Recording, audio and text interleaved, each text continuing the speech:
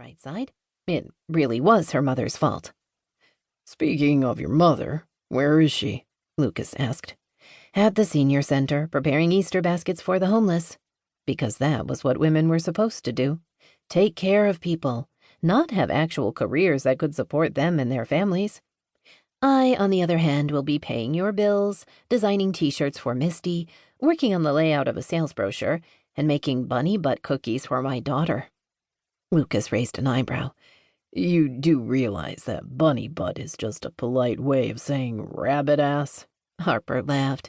Yes, but they're an Easter tradition. Becca loves them. Her father is dropping her off tomorrow afternoon, and I want the cookies waiting.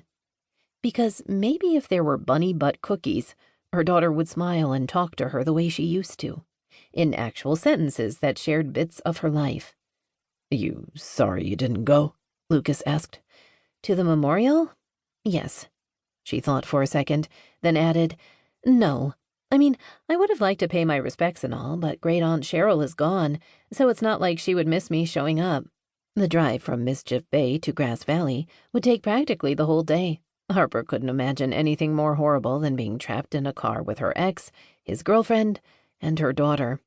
Okay, the Becca part would be great, but the other two?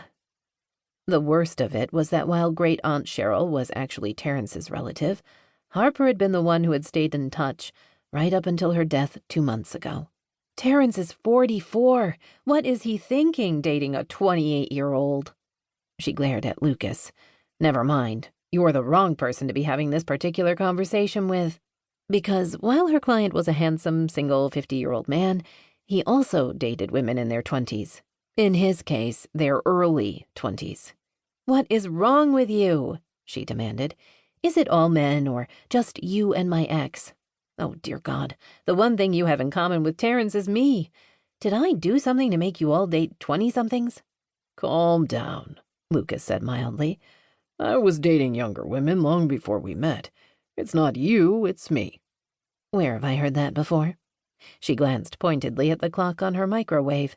Don't you have crimes to solve? Yeah, I'm going. He rose and carried his dishes to the sink. Lucas was about 5'10", nicely muscled with a belly way flatter than hers. He wore jeans, cowboy boots, and a long-sleeved shirt. He was a detective with the LAPD, and from what she'd learned about him in the 9 months she'd been working for him, he'd always been a cop. He returned to the table and slipped on his shoulder holster, then grabbed his blazer. "How do you make bunny butt cookies?" She laughed. It's easy. You take a round sugar cookie frosted in pink icing, add 2 small oval sugar cookies decorated with pink candy for feet, use a miniature marshmallow for the tail, and voila!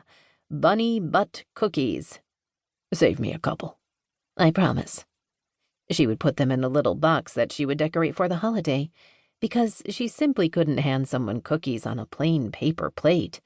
If she tried, the heavens would open and release a plague of locusts at the very least. Oh, to be able to buy packaged cookies from the grocery store, or prepared spaghetti sauce, or a frozen entree. But that would never happen, because it wasn't what Harper was supposed to do. She carried the rest of the dishes over to the sink, packed up the uneaten food, then retreated to her large craft room with its built-in shelves and giant tables and cupboards. After finding a nice bunny butt cookie-sized box, she studied her ribbon collection before selecting one that would coordinate. While her glue gun heated, she sorted through her fabric remnants to find one that was Easter appropriate and wondered what other women did with the time they saved by not making every stupid thing by hand.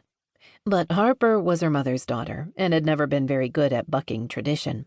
Her sister, Stacey, was the rebel, while Harper did what she was told. It wasn't that she didn't like making bunny butt cookies or decoupaging gift boxes. It was that she wanted just a little more in her life. More challenges, more money, more communication with her daughter. And while it was fun to blame all her problems on her mother, Harper couldn't help thinking that in reality, everything she wanted but didn't have was very likely her own damn fault. The smell of waffles and turkey sausage filled the kitchen and drifted down the hall toward the master bedroom. Stacey Bloom slipped on her sleeveless dress, then glanced at herself in the mirror. With the loose style and knit fabric, not to mention her body shape, she looked as she always had.